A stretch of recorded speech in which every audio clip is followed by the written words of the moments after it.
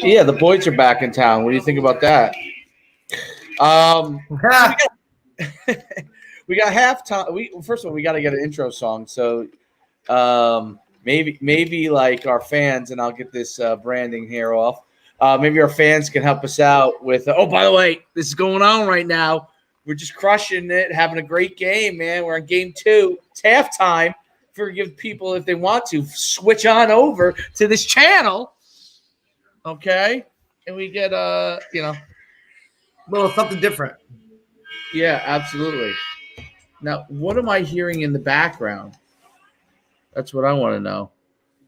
Okay, there we go. Oh, I think I had Bluetooth going on, and like the game was starting up. I want to watch the game, but I can't have any volume on that there. Oh yeah. So hey, you know what I got going on in the background? You'll like this. 1987, Penn State versus Notre Dame. Circa the most famous. Well, no, I shouldn't say the most famous player. There are other players from Jersey. First of all, my guess is D'Onofrio must be on one of these teams from Penn State. Linebacker. You're right. And then he was the star from North Bergen. I think he was from originally. And then I think I see Trey Bauer from Paramus over there playing. But you know what? I'm just not 100%. Yeah, Trey Bauer from Paramus. You wouldn't even know the name, but Paramus High School, believe it or not. Penn Stater from Paramus High School used to be a power. Well, maybe not a big power, a power. But anyway, so I just dated myself once again. By the way, the unis are great. The neck rolls. I see the neck roll. You know who wore a neck roll when he was in college? Every linebacker between 1980 and 2000. You did? Yeah, I wore a neck roll, but not the.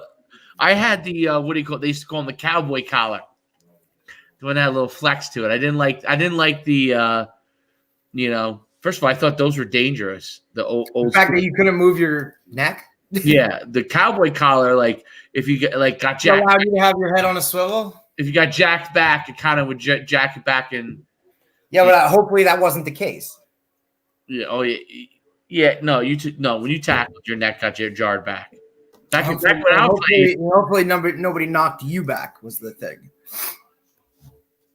Yeah, I don't remember any of the bad plays. I think after once you graduate, I don't think you remember the bad plays. Come on, you remember your bad plays. You don't remember like my first varsity catch was a horrible play. I remember the good plays, but I have to think about them more because the bad ones stick in my head. Like most of them were good, so. The bad ones play in my head. My first varsity high school play was horrific, and my first collegiate play was horrific.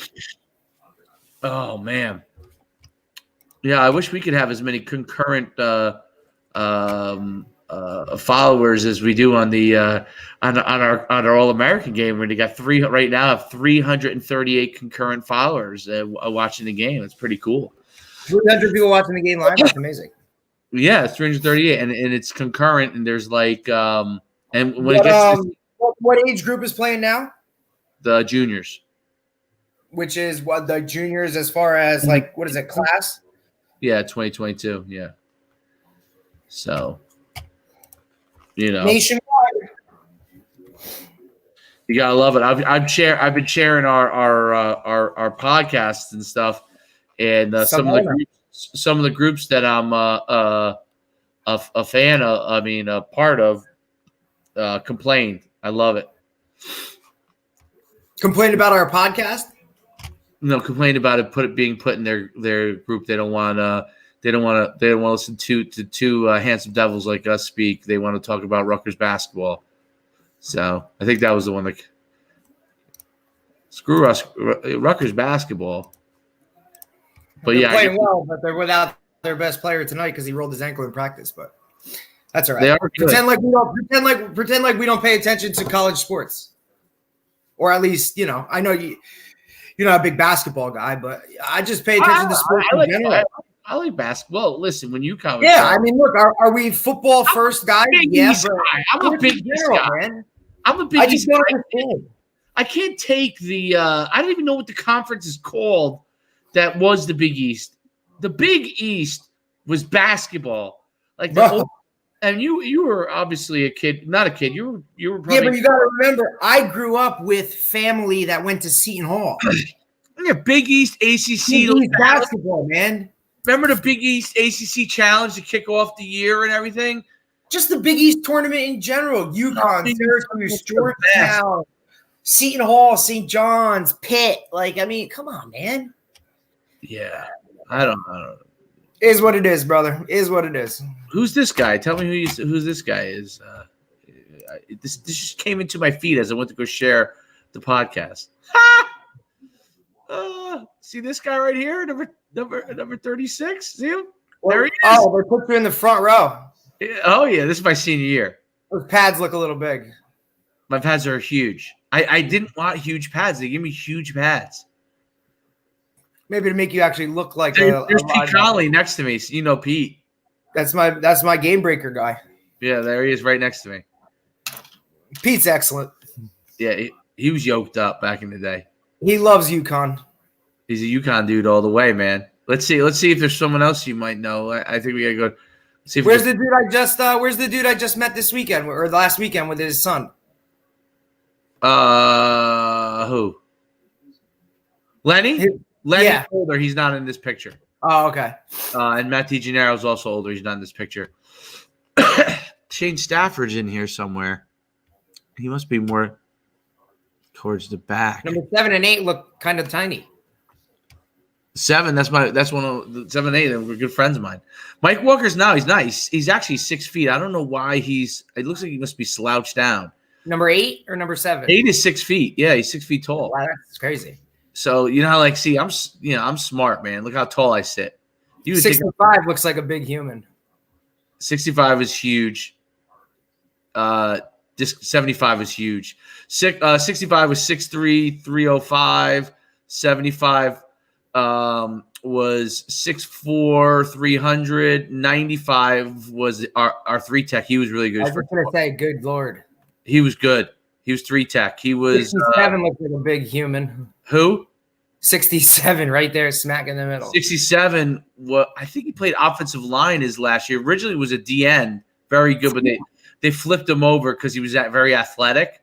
Yeah, he's not quite as big, but he was like probably 6'4". Well, you can tell he's got the core tight and the shoulders back. It's not his first day at a team picture. No, he's athletic. He was 6'4" probably, but he wasn't as heavy. He was probably like 275, but he was athletic. And this was our long snap. Well, his name is – I don't know why his name's not coming up over here. And it's number 60. But he was our long snapper. His nickname was the Colonel. Because you know why his nickname was the Colonel? Interesting. Do you want to know why? Why? Because he fought in Desert Storm.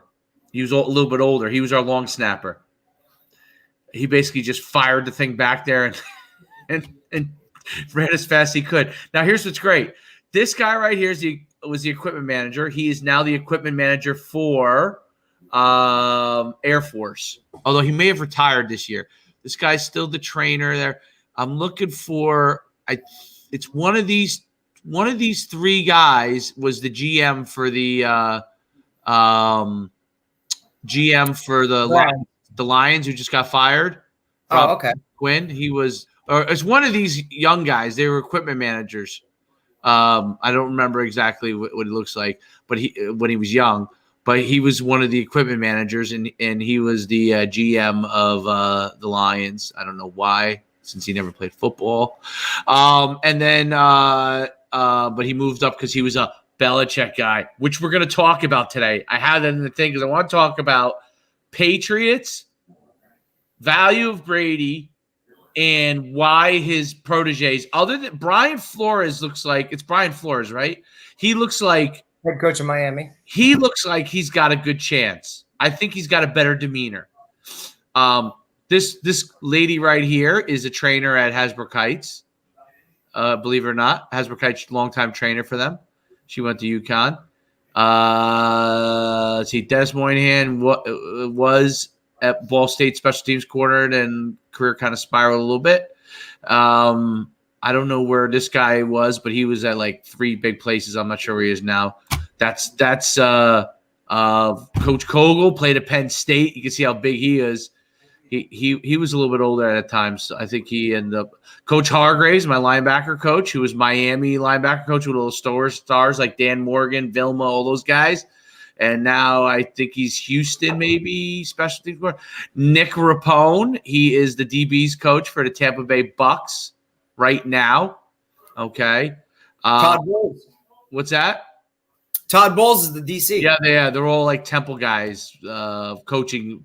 They all coached at Temple, or Bowles might have played there, and then he was our DC. Then this is Skip Holtz, head coach Louisiana Tech. I don't know why he's. I guess decreased it in the middle there. Greg Hudson, whose son is a coach at Purdue, assistant coach at Purdue. I represented his son, and he was the DC at Notre Dame. I think he's taken a break for a couple of years now, but like he was DC at Notre Dame, Purdue, a couple other places. Coach Prescott, I don't know where he is anymore. Coach Fitch, okay, who was our offensive coordinator, was the interim head coach, obviously, for Vanderbilt. I don't know what's happening with the new staff, but he was the interim head coach. Get retained. Yeah, who knows? He probably may not. Coach McNulty, who was just recently at Rutgers, two stints at Rutgers, one under Schiano. And then I can't remember coaches. He was our tight end coach. He was enormous. Great guy. I think he stepped away from coaching. That's a lot of guys that went on to like big time stuff. And then let me find Fred Nutter, who is – Where's McNulty now? McNulty's I'm not sure where he is now. Good question. He's somewhere. I know he's somewhere. I think he's picked up. He did get picked up. He's always going to get picked up right away, you know? Well, because he's got that experience at a bunch of places. Yeah, because at worst he's going to be as a position coach, right? Like, you know. Right. Like, what was his first name? John. And let's see. Let me see if there's anything let's see. Anthony McKinney. This was our, by the way, our most explosive player. This little guy right here, Dak Newton.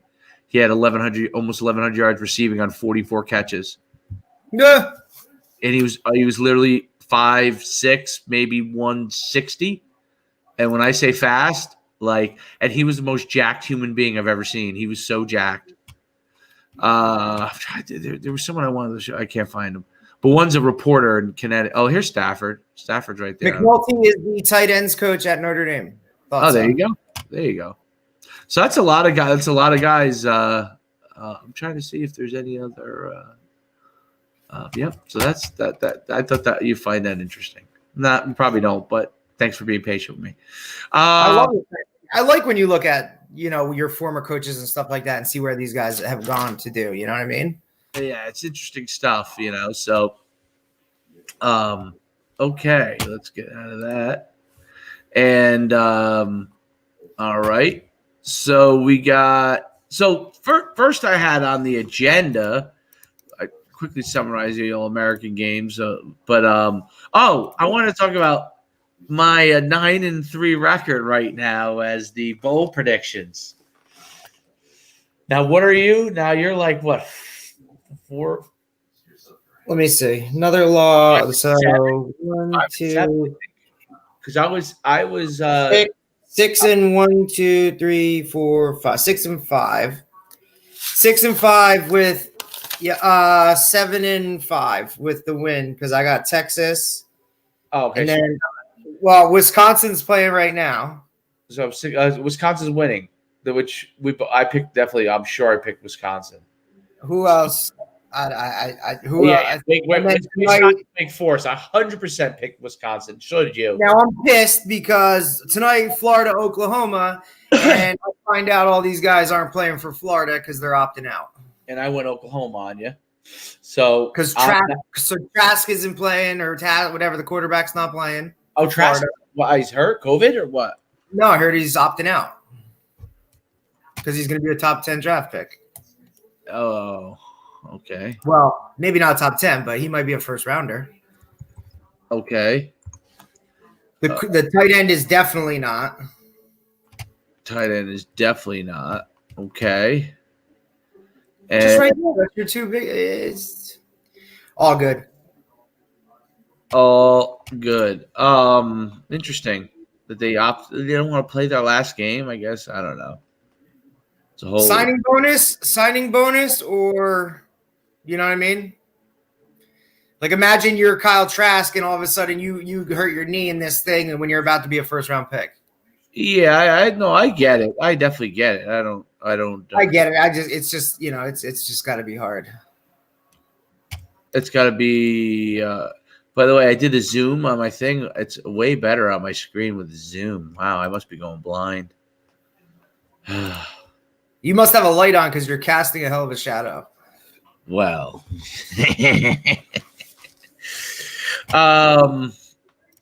yeah. So I mean, what's the other? There was another game that's on today.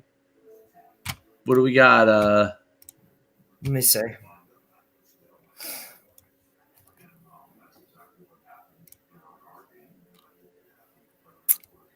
Let's see. Yeah, I think that might be it. Yeah, because Iowa and Missouri got canceled. I just love. I'm watching in the backdrop here. It's snowing. The game, and it's Notre Dame and Penn State. Like, I'm just thinking about how different the time was. You're probably playing on grass. I mean, obviously they don't throw as much. I mean, I like how the game. Some of the things that are better about the game now, but the time period and how like it was, I like better then. But I like how the game is played now. I don't know if that makes sense. Yeah, I could see that. Less politics in football then. You know, I mean, you were actually allowed to hit people. You're definitely allowed to hit people. Like if you combine that with the and then like how the fan base was. Now look, people got fired just like, you know, that didn't change. But the fan base, I think, was like everybody was into it. There wasn't as many distractions. I love how they do. You know, now I know why you used to do the just toss sweep to me all the time because I'm watching this and that's all Penn State does. Toss sweep. Yeah, just toss it outside, go block people and run. Yeah, and cut and run. It's so crazy that. Do you know the old? Now I don't know how the new Penn State Stadium is. I haven't been there. The old Penn State Stadium. I went there for a football camp my freshman year, so that must have been what 88, 9, and every play is toss sweep, and we climbed the stadium. The stadium was like straight up on each side. It was like just straight up into the sky, basically. Obviously, now they make the stadiums much more viewer friendly, I guess, but it was literally straight up to the sky. They have run toss sweep. I just watched 4 times in a row. Toss sweep, and it's amazing because they just pick their way, man. These guys. I just think just go. Yeah, you know what? The defensive players weren't as fast. No, you put all your, you're just. You can't do that now. You can't do that. You can't just toss sweep the whole game unless you are so much better. Like, because they're just gonna the DN. Is what it was come down to. Yeah, the DNs now are line. Remember, everything is transitioned. Like, I feel like, you know what I mean. Like linebackers are now D linemen. Right. Right. True old school D linemen are now only on the field for first and second down. Maybe. Well, who changed the game? Miami, man. Speed.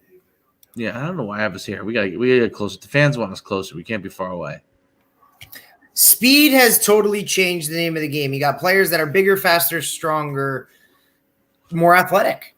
I actually think if I was I'm not saying that guys back then couldn't do what are asked of, like some of these guys today. It just wasn't it just wasn't what guys did, I think I would have been in nowadays game. I think I would have been like a speed D end.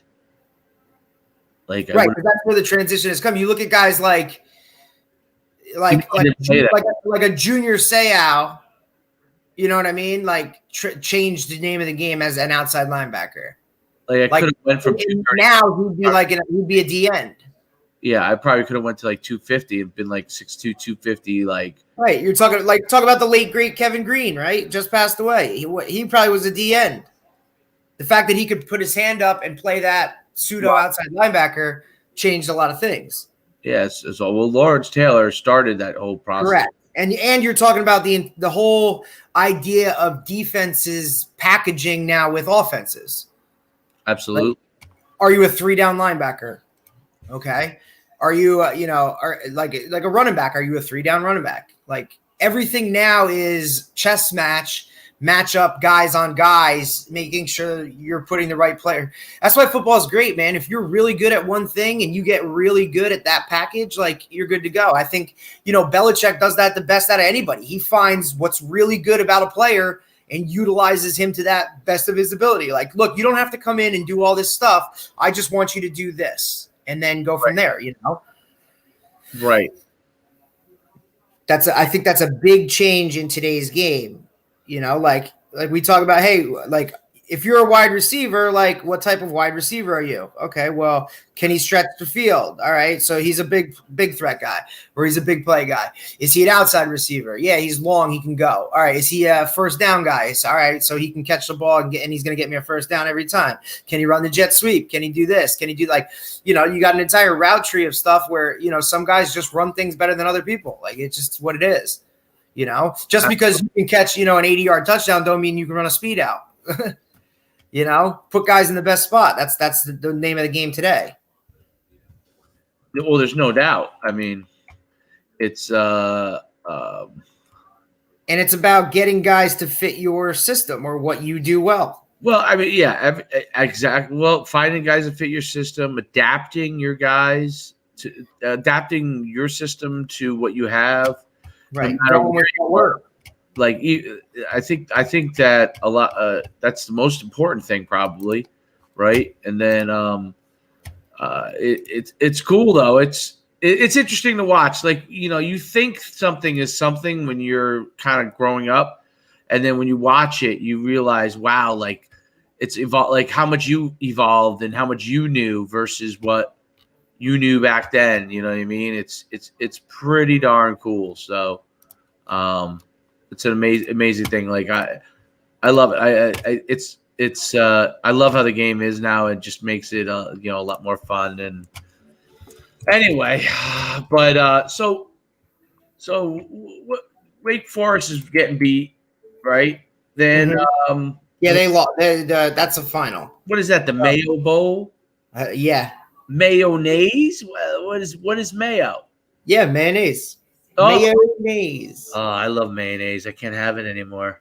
I'm down to 283, my man. Down 8 pounds. What's that? 8 pounds in what? How long? How many days? I'd say a week and a half because we had the Christmas in there, kind of spiked me back a little bit. But whoa, there's a big hitting. Spiked me back a little bit. So, But well, yeah, once you get through this, like you should be golden because now like nothing's gonna you don't have holidays. This is when people can go into hibernation and just kind of grind until we come out of the cave and ready for whatever we're gonna be allowed to do. Whenever we're allowed to be able to do it. So who knows? Yeah, man, that's a whole different thing. Yeah, let us eat. Well, we do eat in New Jersey. I'm sorry, I was advocating for New York. Let's do the best to get those vaccines out for the people that need it, and let's start working back. I can't stand when I see 2021 is going to be worse. Why is 2021 going to be worse? We have vaccines coming out. Are they planning on dropping more viruses out on the people? I mean, why is it going to be worse than 2020? The mutation. What? The mutation of the virus. Oh, come on, man. Those are those doomsday people, man. Just how about we stay positive and hey, once the vaccines are we'll be good. Things are going to start to kind of get back to whatever. Let's hope for just change. Yeah. Like, when are we going to be, when are we going to get to work out with the kids? Like, you know what I mean? Like, when are we going to get to see the guys again? I mean, it's been almost a month and a half. It's almost 2 months since we've seen our players. I got to show you this. This is like live and in person. This will make you laugh. I just got to show this to you because this just happened, I guess. Oh, that's basketball. What was I going to say? So you got to see this. This is great. This is right on my Twitter feed. You probably have it right now in your Twitter feed. You just don't know it yet. Mine flies. Okay. There's something on the vaccine. Can you see this? Okay. Barstool Sports puts out. This is the Duke's Mayo Bowl. Oh, okay. That's the trophy. Got it? Yes. Okay. Now watch this.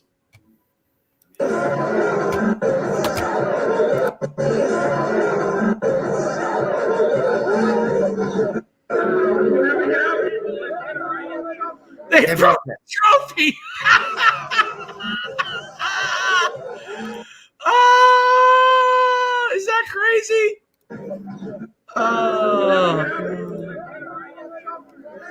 That's horrible. I guess the key is don't get your trophy at Amazon.com and just stick Duke's mayonnaise on the top. I don't like.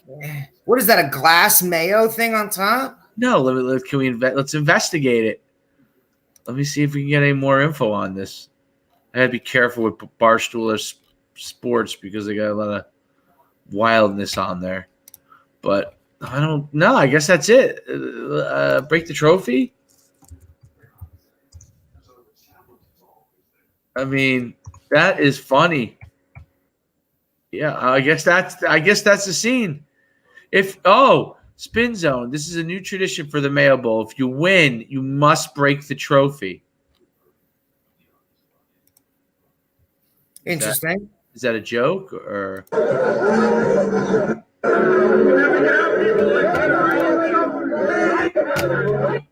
I don't know. That's weird. Very interesting. Oh, hello, sir. We have a guest visitor. What's up? Hello, sir. Okay. Oh, you're playing games. Okay, you can take that over there, my friend. Okay. Yeah, I thought that was kind of interesting. So, what's up with the Patriots? I don't know. People are freaking out. It's 1 year. Yeah, but they've been good for so long, right? He took over in 2000. So go from there. Well, 20 years later. They've been a dynasty for. I think they're freaking out because the fans are thinking Bill Belichick is a great coach, but without Tom Brady, and unless they're going to have prospects of getting a top quarterback. Well, they have another year like this and they'll get one. That's true, but that's the NFL now, right? But doesn't mean that even if you get quarterback in the league, right? Even if you get a good one, that doesn't mean that you're doesn't mean it's going to work. It doesn't mean that you're going to be a championship team again. I mean, plus, is he going to stay? How many more years does he have? They won the AFC East. You ready for this? Oh, that's insane. How many years? 16 out of the last 18 years. And the other 2 years, they were second. Other than this year. So make it 16 out of 19. And the Bills will win it this year. Just think of how bonkers that is. So he was 2000. They were fifth in the AFC East. Then Brady came in. They won the Super Bowl. They were first in the AFC. Then the next year they were second, 9-7. Then they were Super Bowl champs. Then they had a streak of winning and then losing in the championship game or Super Bowl a lot of times. Well, that was that Peyton-Brady battle back and forth. Peyton Manning-Brady. You know, Colts, Patriots, Patriots. Broncos, I think, were decent at one time. There was kind of a few teams. But obviously, nobody has been as dominant as they have. So let's talk about his coaching tree. Okay. It's ridiculous. So, look, the guys under him who assistant coaches. Let's go to his assistant coaches. So I guess they're ripping his Patriot ones, not because he has Nick Saban, Mangini. They were all with him on the Browns. But Mangini was with him on the Patriots too. Mangini was? Yeah. Okay. So you have Saban, was it? You're talking about guys like what, like Charlie Weiss? Romeo Crennel was not. Crennel was with him. Not with the Patriots. Yes, he was his DC. In the beginning? Or OC. In the beginning, definitely. He's never been a great head coach. I'm pretty sure it was Mangini was special teams, Crennel was offense, or Crennel was defense, and Weiss was offense. Okay, so Al Groh was probably with him with the Giants. Browns, because it says assistant coach. It must have been Browns. Okay. But I'm not even going to count Al Groh. Romeo Crennel was not a success as a head coach. Great assistant. Nick Saban, I can't count him. Because he was with the Browns. Mangini wasn't horrendous, but he was okay. McDaniels was not very successful as the head coach. Jim Schwartz had some success. He had some success with the Lions. Yeah. But then it went downhill. Bill O'Brien had some success. Then it went downhill. Matt Patricia, it was all downhill. Brian Flores he seems to me that has a really good chance. Joe Judge, very good chance. The jury's out. So it's 1 year. 1 year. That's what I'm saying. The jury's out. He hasn't had enough time. His former players that have become head coaches, I don't know if you can count. Vrabel, successful.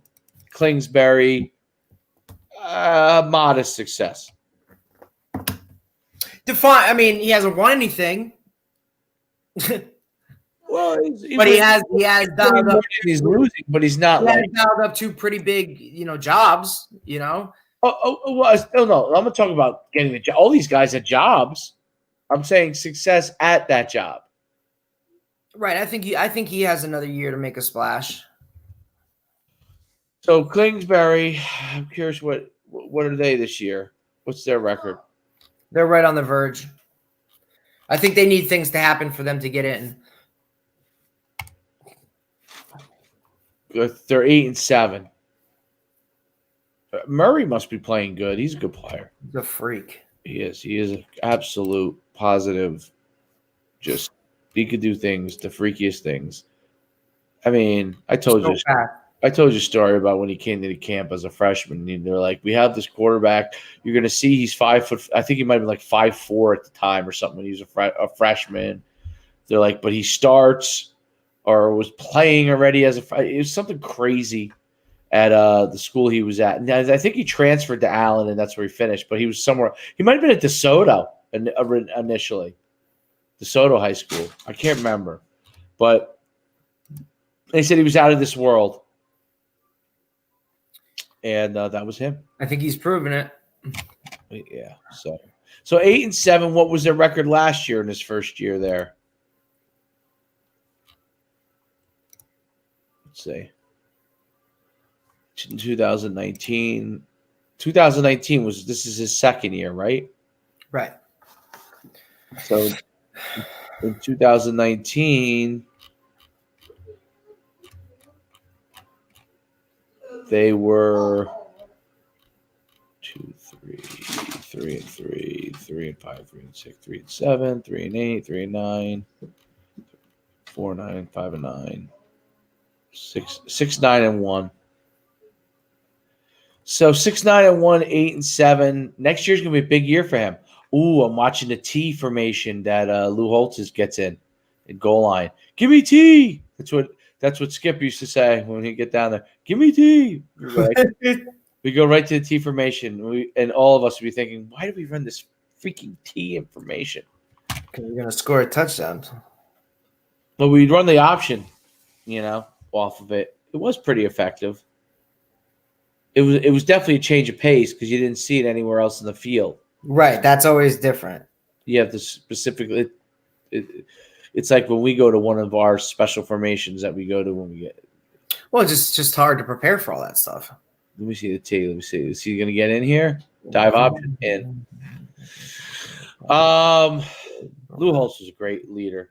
Great leader. One of my favorite leaders of all time. No? Well, yeah, I mean, look, I don't think at that level, I mean, yeah, it's very tough, whatever, but like you said, the ability to lead 18-year-old kids, you know what I mean, have them run through a wall for you, if guys are willing to do that, then sky's the limit, Now he's Lou Holtz's son? He is, Skip Holtz, yeah. You ever meet Lou? Yeah. He spoke at our dinner one year, and he how come Skip was never on his staff? He was. I mean, like he was his offensive coordinator, and then said, "I got a break from my dad and go do my own thing." Yep.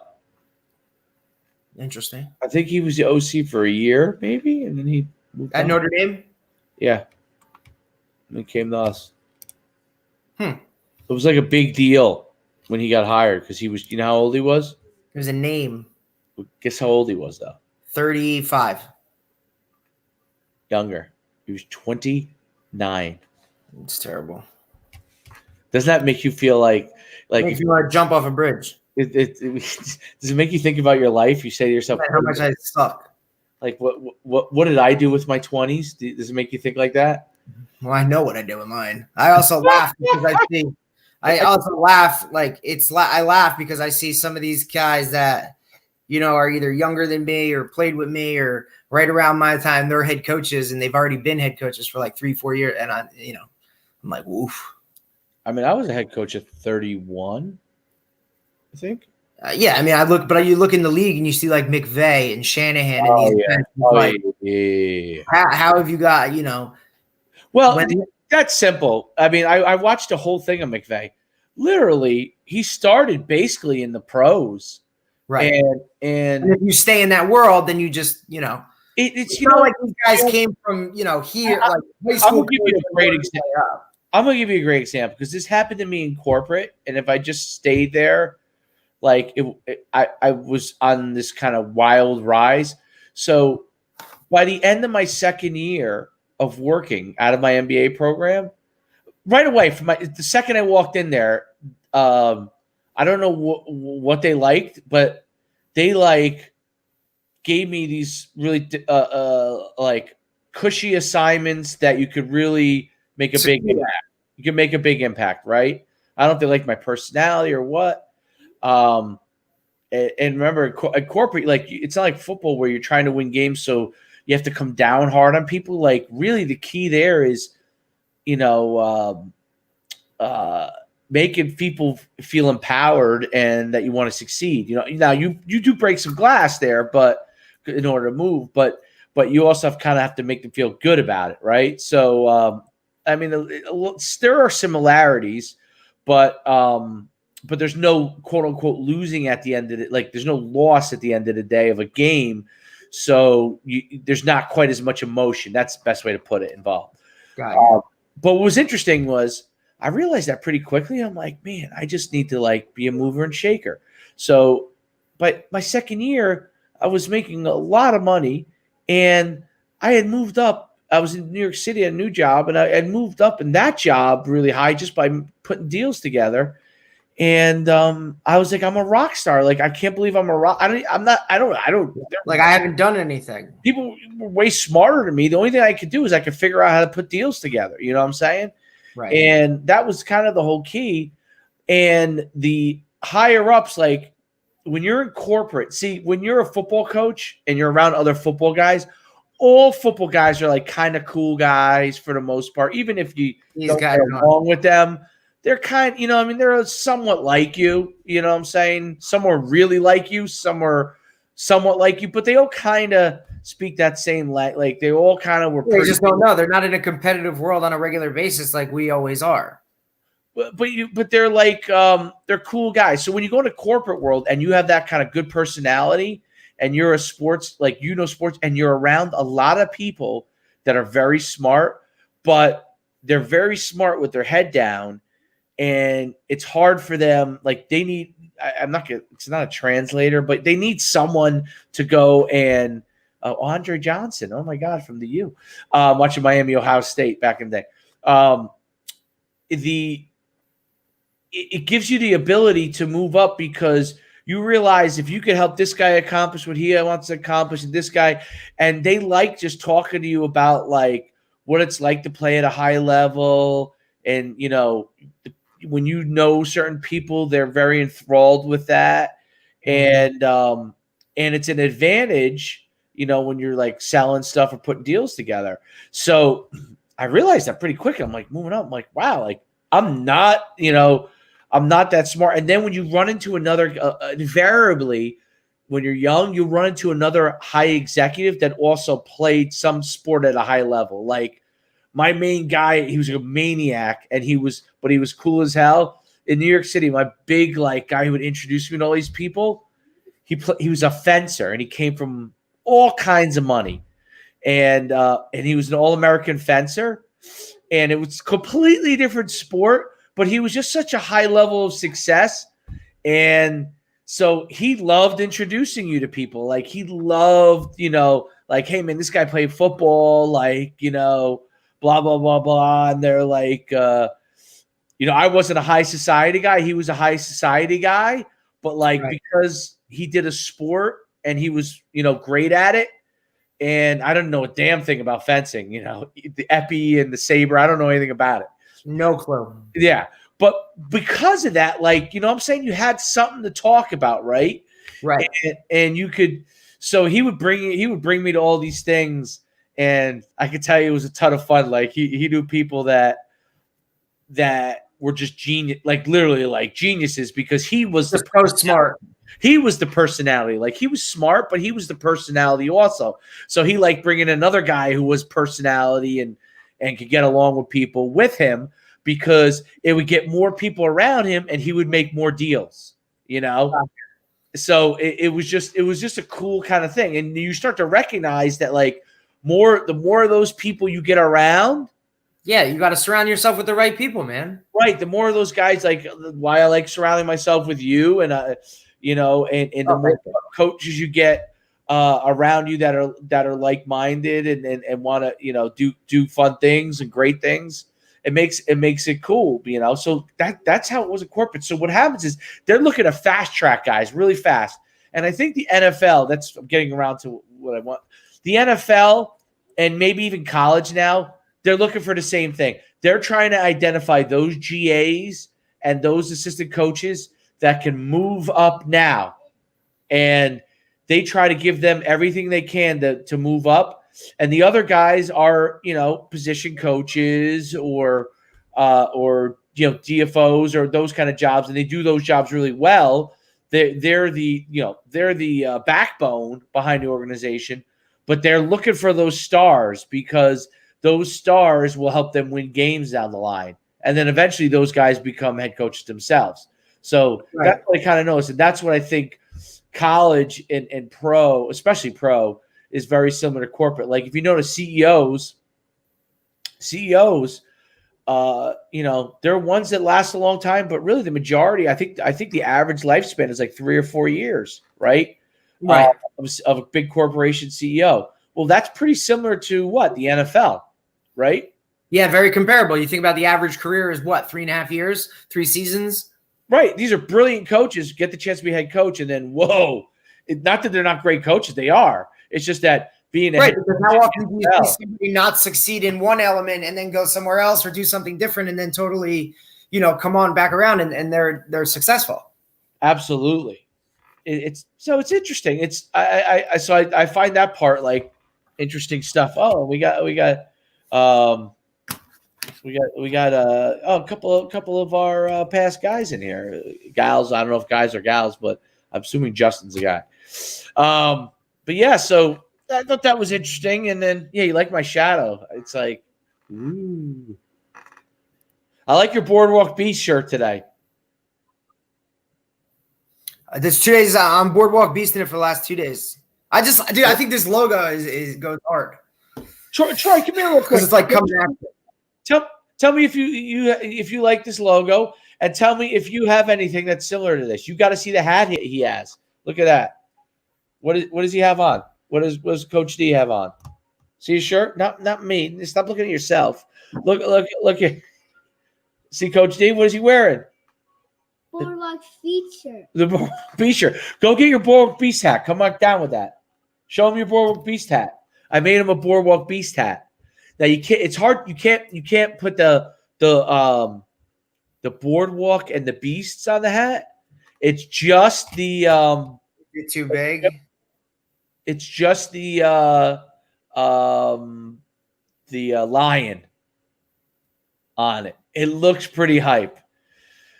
So I think we should give everybody from our club that lion as a hat too. Like, you know what I'm saying? Yeah. You don't know where it is? I'll have to find it for you later. I'll send Coach D a picture. Tim. So what do you think the Patriots? What's the hardest part of the Patriots stuff? What makes it? Do you think it's just difficult in general to be successful as a head coach in the NFL, or is the Patriot Belichick style? And we talked about this yesterday. Be true to yourself. Are guys trying to be Bill Belichick? And I think too many guys try to be something they're not. I think Bill Belichick has never done that. You can tell the guy beats to his own drum, but he has a system in place. And it's actually funny that you brought this up because I literally sat down today and went back and watched Belichick and Saban, the documentary they did together on HBO. Yeah. And just listen to them talk. And you know, Belichick, it's so funny because he's like sitting there and he's talking about, how, sometimes he'll get on the plane after a loss and he's looking at all his coaches and all his coaches are doing this and they're typing up stuff and they're this and they're that. And he's like, guys, we lost because we can't tackle. Like something so simple, so plain. And you always hear him preach, like, just do your job. Like, sounds like the simplest thing in the world, but just do your job. It's really what it comes down to. If you can get each of your players to play at the highest level they're capable of playing, everybody's on the same page, you're successful. Because if you think about it, like, other than a couple of years here or there, when were the Patriots ever really flashy? Right. They just got done what they needed to get done and won games. That makes a lot of sense. And look, it's the same reason that, throughout a year, they may have 4 different running backs that rush for 100 yards. You know what I mean? Like, there's never they may have some good guys on the team, but it's never more so. It's not about like an individual being that above and beyond. Even the years they've had lights out defenses, never really a big name, once in a lifetime type of player on those teams. I mean, yeah, you had your Teddy Bruschi's, your Vrabels, your Asante Samuels, right? You know what I mean? But there are a lot of role players, even the McCourty twins, role guys. You know what I mean? And it almost looked like every time he was about to get somebody who was a big name or somebody was becoming a big name and they were going to have to pay him, it was like, all right, well, you can go somewhere else because I can replace you with somebody else. Right. Who was the big, who was it? He had a big name outside linebacker that he brought in, I think the one year from the Ravens. What was it? Adalius Thomas, maybe, was that him? I don't know. Right. But it's just like, you don't need those guys. I mean, even you think about it, like Revis went there post Revis Island status. That's where he won his title, Revis said, I'm going to go to the Patriots to win a title. I'm not going to here to be, a lockdown corner. I'm just going here to do my job and win a title. Now you can argue that the one staple has been Tom Brady. He's been there from wherever, but is Tom Brady the flashiest guy? No, he just works his ass off. Right. I mean, round draft pick for a reason. You know what I mean? He's just, you look at guys that have gotten there like, a Wes Welker. Is he supposed to be as good as he was? Probably not. Danny Amendola, Julian Edelman. Like, are these guys supposed to be stars? Not really. Like, they're just role guys. And I think that's what he's won with. I think that's the way he coaches and things like that. And it's interesting to see because that's not the way of the NFL, yet the guy that's won most consistently doesn't do it the way everybody else does it. So why wouldn't more people try to be that way? Right. Right. I just don't think it's what sells, to be honest. Winning sells, but winning in that type of way, I think some teams would rather lose and be flashy. Makes a lot of sense. Yeah, I think that's well. And it takes a lot to be in those, situations. It's really kind of a question is, would you rather go here, do it this way and win? Or would you rather do it your way and not win and make millions and whatever? I mean, there's also, I think, something to be said that, the Patriots had the most amount of guys that said, I'm not playing this year and used COVID. Now, is it truly because of COVID or is it because they just don't want to, do it Bill's way? Because he's showing, like, if you don't want to do it my way, dude, you can go somewhere else and you can lose. Or you can stay here. And he was letting him walk out, right? I mean, he wasn't he was okay, next guy, next man up. Right, he wasn't fighting him. I forgot that he did have a lot of people that most in the NFL. Right, opted out. So those guys are going to come back, and so they took a little check. They opted out, and then, I mean, I don't know why he. I guess he just figures, this year's kind of a wash. Do the best he can, and then when it comes back, well, he does have a little more leeway than other guys. So I would think that he's earned that. You know what I can't take? I have a quarterback. What's that? Yeah. Well, everybody needs. And look, Tom, going from obviously Garoppolo was his next in line, and then they made that move, But look, there was a reason Cam Newton sat as a free agent unsigned for as long as he did. You know what I mean? And I legit think this, and I'm not one of these whatever kind of guys. I think Cam came out strong as hell, but I think this COVID has affected him physically in some way, shape, or form. Because he has not been the same. He just doesn't even look the same. And look, I've never been a fan of his to begin with, ever since he didn't dive on the ground for the fumble in the Super Bowl a couple of years ago. But I'm just saying he's not this bad. And you can't put the blame all on him, but he is the quarterback. And, your team goes as your quarterback does.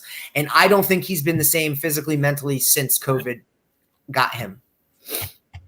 Say what you want. I mean, we don't know the long-term side effects and things of that nature, but it definitely has done something to him. I don't know about that. I don't know if I buy that. That's what I'm chalking it up to. Some of it, at least some of it. Matthew Stafford had a false positive. That's right. Yeah, and his wife wants to sue the NFL because they keep publicizing it, and she's getting pissed.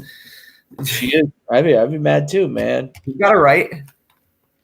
Who are the most in the NFL right now? Who are the most important non-QBs in the league? So Devontae Adams, receiver for Green Bay. The receiver for Green Bay, Devontae Adams. What does he have? Hands down. Derrick Henry. How about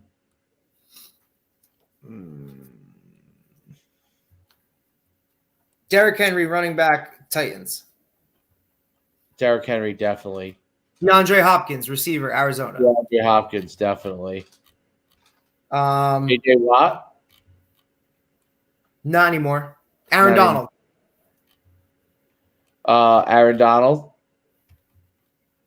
Tyreek Hill. That was where I was going next. Bosa. I don't know. I mean, he's we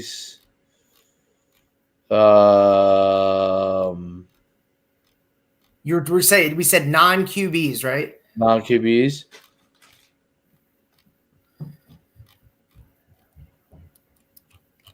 Jalen Ramsey, corner for Rams. Rams.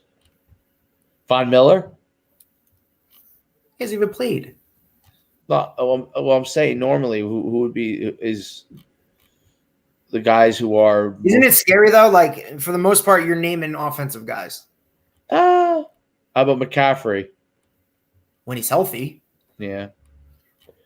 How about Julio Jones? Or is he on the downward swing? He's freaking hurt. I'm saying, is he on a downward swing?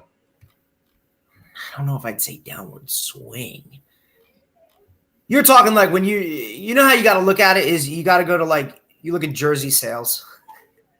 Whose jersey sells the most, and who is the non-QB? Top jersey sales.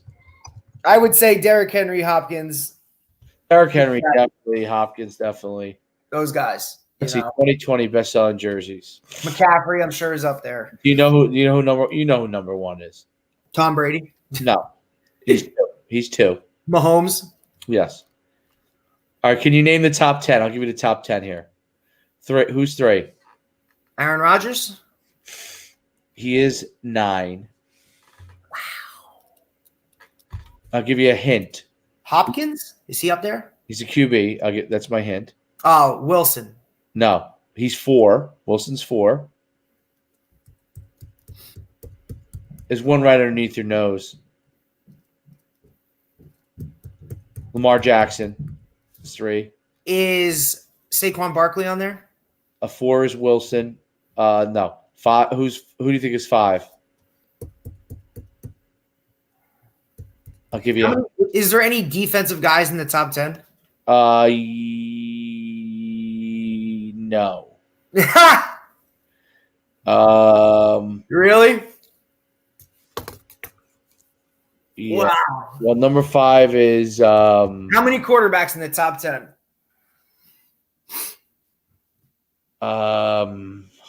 1, 2. Not as many as you think. 3, 4, 5, 6, 7. 7 in the top 10. So 5 is hang on. 5 is Tua. Really? 6 is, and now I know why he's TikToking his way. He don't give a crap. Juju Schuster. Yep, that's why he don't care. Nope. He's banking on those jerseys. So the top jersey sales. Yeah, he's 6. You said number 1 is Mahomes. That tells you how much the kids like TikTok. Wait, so hang on. Give me it again. So number 1 is Mahomes. 2 is Brady. Right. 3 is Jackson. Lamar Jackson. Jackson. 4 is Wilson. Wilson! No! Love that movie. Wilson! 5? Tua. They just like it because it's a cool name. He's number 1 also. Yes. Pretty cool. Number 6 you said was Schuster. 7. Josh Jacobs, which I'm surprised at. He's good, but I'm surprised at that. Josh Jacobs? Yeah, from the Raiders. Running back? I think he's a running back. I had to look it up. I think he's a running back. Yeah, he is. 8. Oh, he was the Alabama running back, right? Right, but who's 8? George Kittle. I was going to say him as one of those big names. Very popular. But he's a character. He's a character. He's funny. 9 is Rodgers. 10 is, Rodgers does so many State Farm commercials. You got to figure his jersey's going to be a hot seller. And then 10 is Josh Allen. That's purely off Buffalo, the Bills Mafia, and well, did you see that they New York just released a statement that they will allow 6,700 fans at Buffalo's wild card game? Oh, come on. They got a lot more than that, man. It's Buffalo. They'd have more, like, it's Buffalo. These people need something. 6,700. I got to get myself all the jerseys of the guys that represent that played in the NFL. Yeah, that would be cool. That's what should be on your wall behind you. Yes. We had and then you should have your college jersey or helmet. I think my college jersey when I decided to no longer pay my storage bill, and they just confiscated everything. I think all my college stuff was in there. That's terrible. I had all my medals and I have all my helmets. I had all my medals and trophies in I there. have my high school jersey. I do not have my. That was my battle to get out of debt, and I just said, you know what? I'm starting a new life. I don't care. All this stuff that I have, I remember it. Nobody else gives a crap about it. Reset. My kid's not going to give a crap about it. Right. Which is kind of what I'm going through right now because I got a storage unit, and that's where all that stuff is. And you're just paying it every month. I had a huge one with football dummies that were like kind of getting old, and we used the camps and stuff. At crates, I had the largest storage thing in the place. I had cards from all the events, which would be, by the way, if I kept it, would have been a who's who. But who wants to go through thousands of cards from the events? And then I had furniture, computers that I didn't use. It was just, and then I had all like my personal stuff too in there. But I forgot to get my personal stuff out, and then I was just like, I don't really care anymore. Like does anyone, like, if I told the kids that we coached that I have medals from my 8th grade wrestling, does anyone care? No. Do I care that much anymore? No. I remember I was there. So it was more ego. I said, just part with your ego. And actually, I kind of felt I didn't feel great about it, but I felt better. I did feel kind of better. Like it was like, you're not an athlete anymore, You're on to a new chapter.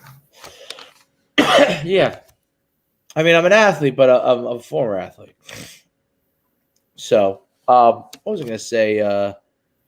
Yeah, you're right. The jersey thing is cool. So you can put anything you want in these jerseys if you wanted to get, but like you get a jersey and you put your they charge a lot for these jerseys.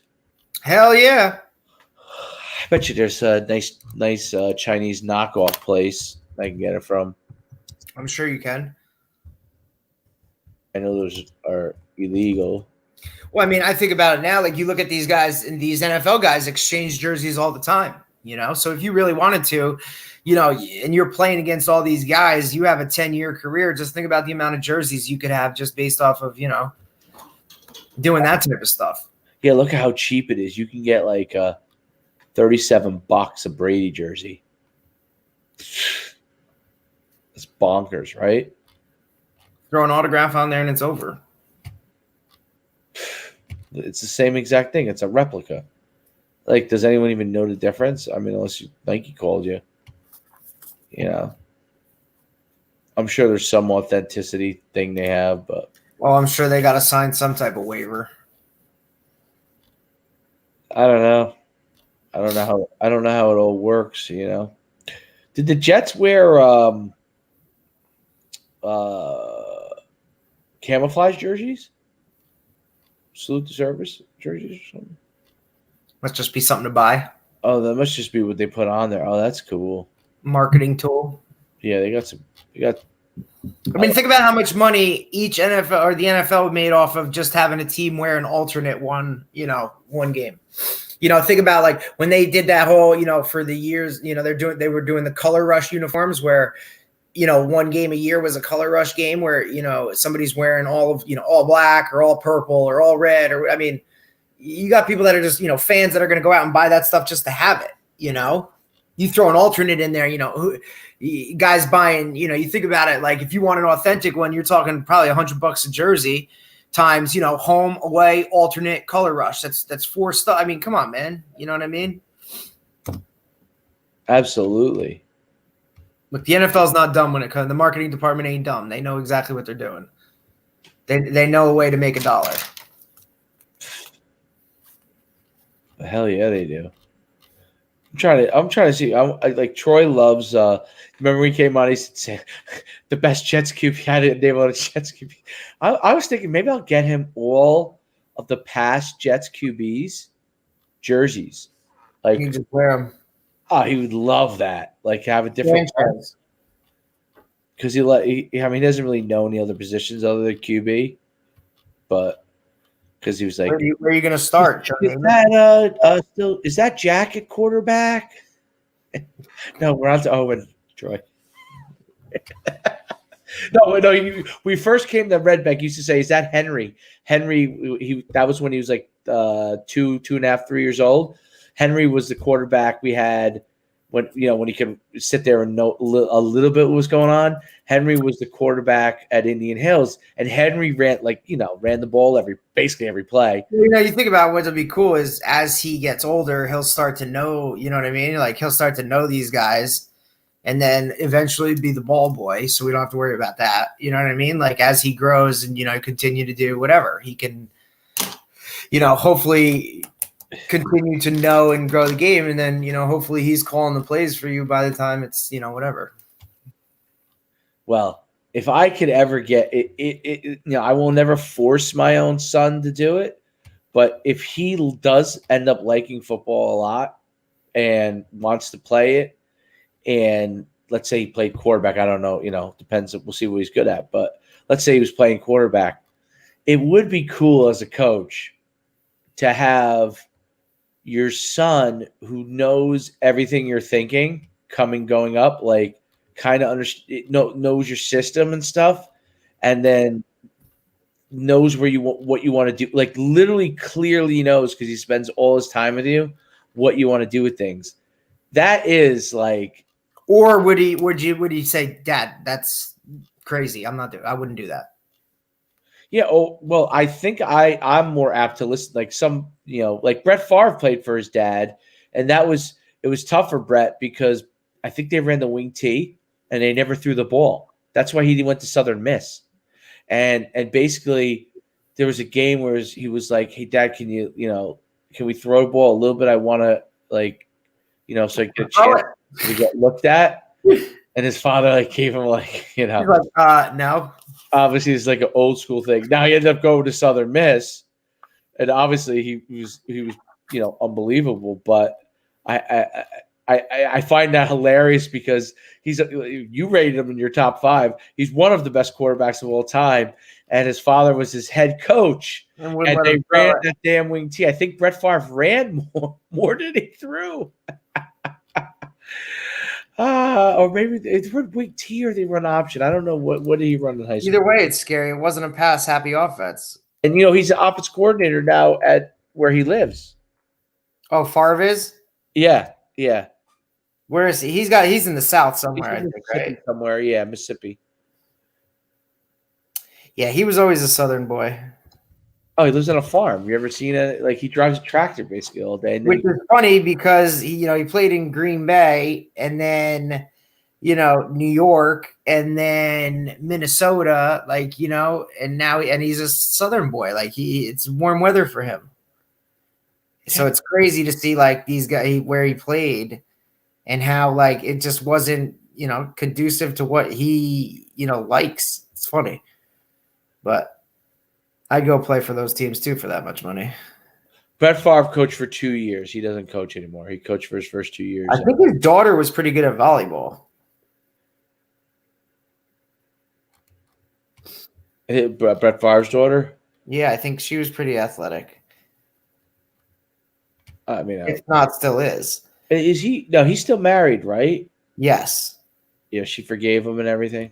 Yeah, I'm sure she did. Wouldn't you? I'm not a girl. I don't know. I don't think I'd be forgiven for anything, to be honest. Any transgressions would not be forgiven. But I think it's pretty cool that she did forgive him. Oh, what else we got here? Brett Favre at Southern Mississippi threw for 7,700 yards. Pretty good. He threw a ton his first year. He didn't throw that much, but then after they threw a lot. Let me see in high school. Let's see. He came out. He got drafted by Atlanta, right? He was second for children. Wasn't he originally a Falcon? Yes, he was a baseball player in high school. He played quarterback. He played a million positions. His father ran a run-oriented offense. Favre. He was the head coach. He knew his son had a great arm, but knew that the school was blessed with good running backs. As a result, in the 3 years with Brett on the team, his father ran the wishbone. I was wrong. It's not the wing T, the wishbone. And Wishbone rarely threw more than 5 passes a game. Southern Miss assistant coach who was scouting for football recruits watched Favre play after receiving recommendation from nearby coaches. Observing Favre mostly hand off the ball, he was set on leaving when suddenly saw Favre throw the ball in such a captivating way that he later described it by saying the ball had smoke and flames coming off of it. Wow. Sounds about right. I think that might have been his only scholarship offer. Could you imagine that conversation in that household? Dad, like, do I'm pretty good. Like, Dad, I'm going here. I guess I'm going to go to Southern Miss. Well, he's from that area. He's from Gulfport, Mississippi. I don't even know where that is. It must be down in the Gulf, I guess. I don't know. But that's interesting. Georgia State playoffs tonight. Football? High school football. Yep, Grayson is on at 7. They're still going. Still going. Grayson. Oh, man, that's a powerhouse. And I don't know, people just move in there. That's what we want Red Bank to be like. The quarterback's name is Garcia. He was on Max Preps today, just, kind of. We need Red Bank to be like Grayson and Buford out there, where the people just move to the town, even though they're somewhere else. They're like, you know what, I'm just going to rent an apartment there and play for that place.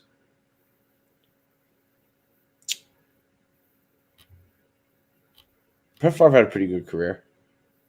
You think? He threw 10,100 passes. That's a lot of passes. He also had some rocky roads. Oh, yeah. Oh, yeah. He lasted for a really long time. Right.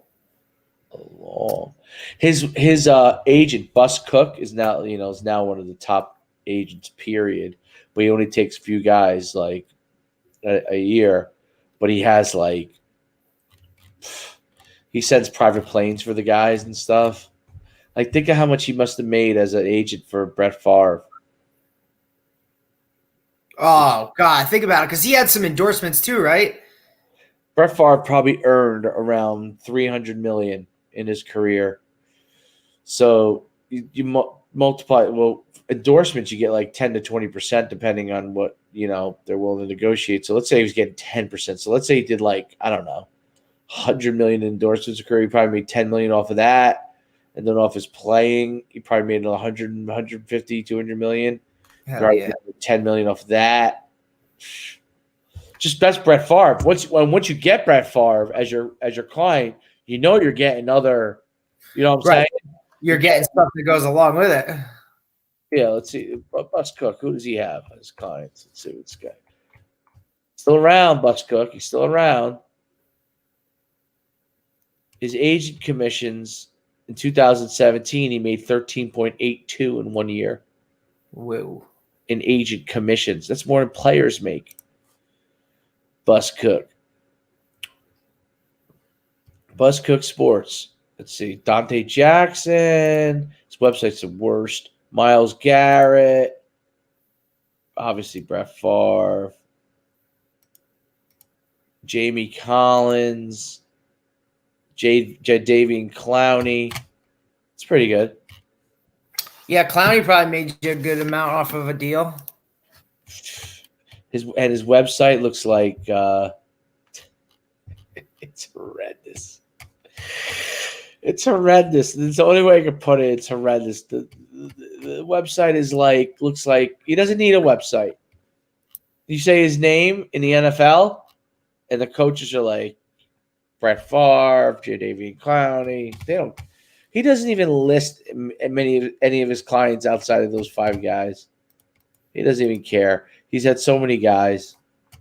I mean, just numbers. He doesn't take a ton every year. Well, you can at that point you can be selective. Cutler was Jay Cutler. Yeah, he's got baseball players. I'm sorry. What were you gonna say?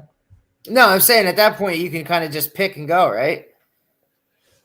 Well, it's not easy to pick because you got your Drew Rosenhauses. You do have to still compete. You know what I'm saying? You just got to find the guys that are like he's in the top 1%, so he's probably the top 10 agents.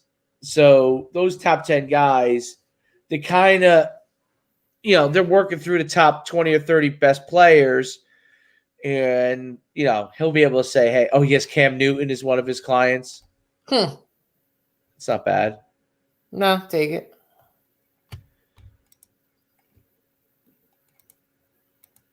He's got a lot of semi-shaky guys. Done. Yeah, he's got good play. That's a lot of money, though. He makes a lot of money. He's an older guy, 60. I'd say so. So, anyway, what else we got going on? Offensive coordinator for Clemson will not be coaching in the bowl game because he's got COVID. Tony Elliott. Oh. Does that matter? Does that matter?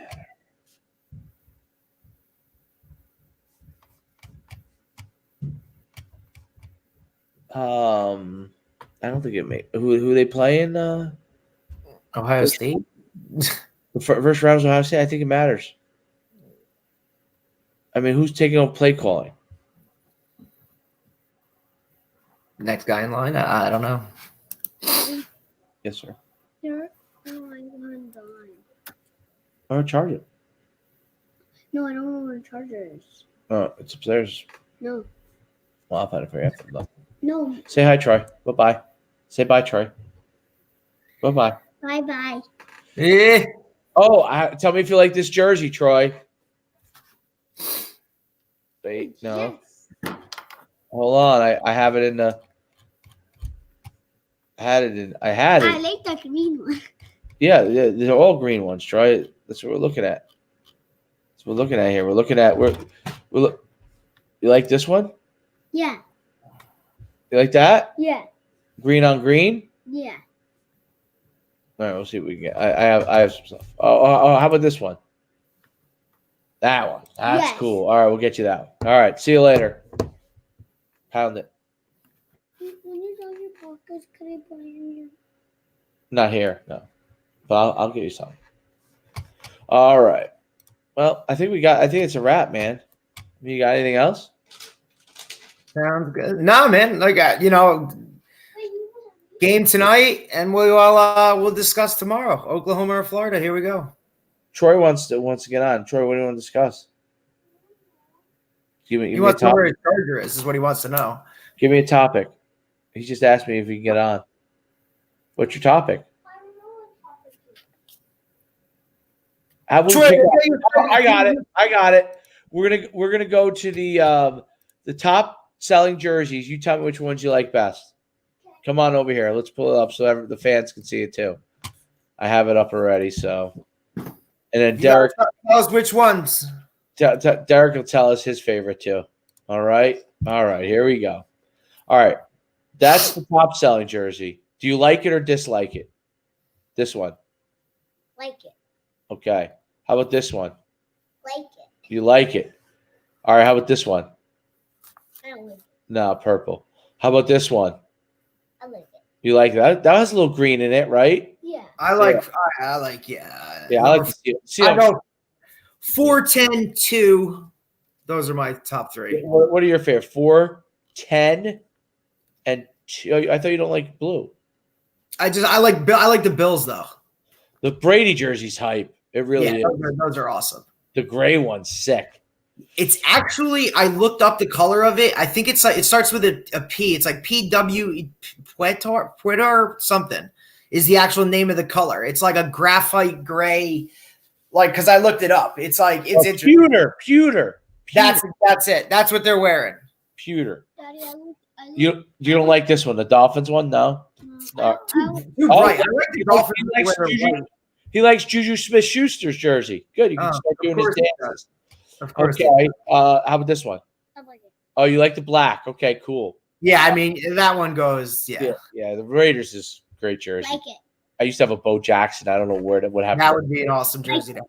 I had it for years. I don't know what happened to it. Like it. I like it. George Kittle. You like the George Kittle, the red? Yeah, that's a good jersey. Man, of course I like this. Of course, you like the Aaron Rodgers. Should we get an Aaron Rodgers jersey? No, that's not the Jets. That's the Packers. Do you like the Packers? I don't know. They're green. I do. I like cheese. They're cheeseheads. They call them cheeseheads. Really? They're called cheeseheads. I'll show you. You should get him one of those hats. Yeah, you should want a cheese. I'll show up and cheese. Let's see if we can find cheesehead. How about the blue one? You like this one? No. No. Okay. So you like. Yeah, I definitely like Seattle's. Even though I don't like blue, I like the accent. That's the Bills. That's Josh Allen. Why is it from a J? Jay. What's his name? Starts with a J. His name is Josh. Josh This is the best player in the NFL right now, Mahomes. All right, We'll play this weekend. Let's see if we can find you a cheesehead. Cheesehead. Cheesehead, Green Bay. Yeah, let's see if we can find a cheesehead for you. There you go. Cheesehead. They don't want to show your cheese. There you go. There's a cheesehead for you. That guy's a cheesehead. No, I don't want a cheesehead. No? I think it's better than a Fireman Ed hat. You like the cheesehead? You don't like the cheesehead? Look at this cheesehead right here. Look at that cheesehead. I don't want a cheese on my head. You don't want cheese on your head? Uh-uh. You don't want to be a cheesehead? No. All right. All right, you're gonna be an All right, unhappy that's fan. Troy said. I said maybe I should get him on. All right, Troy. See you later. Great job trying the show again. Once again, money on the show. You know, you're an underrated podcaster, Troy. You should be making what Ryan's World makes. Poor kid is gonna be an underrated. He's gonna be an unhappy Jets fan his entire life. Yeah, maybe we can move him to Packers. No, all right, keep it the Jets. I'm gonna get you a Joe Namath jersey. Maybe I'm gonna look for Kenny O'Brien, man. He played in the 80s. Do you know what era it is now? Do you know what year we are? 20 what? 20? 2020. No, it ended 2020. This is ending 20. It'll be 2021. So he played in the 80s. You know how long ago that is? Almost 40 years ago. Your dad was a kid then. Is it Marilla James? It's who? Marilla? Who's Marilla James? I don't even know who that is. Oh, hey. I don't even know what he's talking about sometimes. Marilla James? Yeah, I'll just go over there and go get. Just cut me. Freedom. Losing his mind. The energy, there it goes. It's going, right? Getting stir crazy. They're crazy. Ding, ding, ding, ding. Ding, ding, ding. All right. Well, that's it for today. We went through halftime. Hello, who's this? All right. Goodbye. Oklahoma, Florida. Yeah. All right, Oklahoma, Florida tomorrow, right? Yeah. Tonight. So we'll see. All right. We'll see you later. Bye, Troy. Goodbye. Bye. Yeah. All right.